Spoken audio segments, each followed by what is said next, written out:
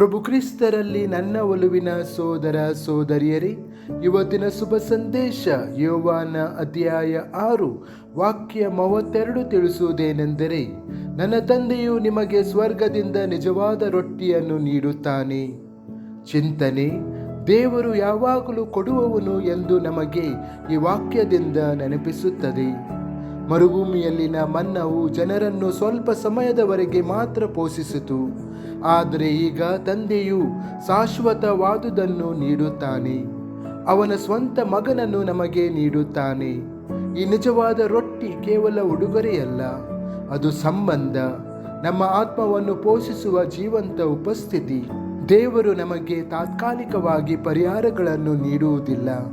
ಅವನು ನಮಗೆ ಸತ್ಯವಾದುದನ್ನು, ಬಾಳಿಕೆ ಬರುವುದನ್ನು, ಜೀವನಕ್ಕೆ ನಡೆಸುವುದನ್ನು ನೀಡುತ್ತಾನೆ. ನಾವು ಈ ಉಡುಗೊರೆಗೆ ನಮ್ಮ ಹೃದಯಗಳನ್ನು ತೆರೆದಾಗ ನಾವು ಇವತ್ತಿಗಾಗಿ ಮಾತ್ರವಲ್ಲ, ಶಾಶ್ವತತೆಗಾಗಿ ಬದುಕಲು ಪ್ರಾರಂಭಿಸುತ್ತೇವೆ. ಪ್ರಾರ್ಥನೆ: ಸ್ವರ್ಗೀಯ ತಂದೆಯೇ, ಸ್ವರ್ಗದಿಂದ ನಿಜವಾದ ರೊಟ್ಟಿಯನ್ನು ನಮಗೆ ನೀಡಿದ್ದಕ್ಕಾಗಿ ಧನ್ಯವಾದಗಳು. ಪ್ರತಿದಿನ ನಿಮ್ಮ ಮಗನನ್ನು ಸ್ವೀಕರಿಸಲು ನನ್ನ ಹೃದಯವನ್ನು ತೆರೆಯಿರಿ. ನಾನು ನಂಬಿಕೆಯಲ್ಲಿ ಬಲಗೊಳ್ಳುವಂತೆ ಮತ್ತು ನಿಮ್ಮ ಜೀವನದಿಂದ ತುಂಬುವಂತೆ ಸಹಾಯ ಮಾಡಿರಿ.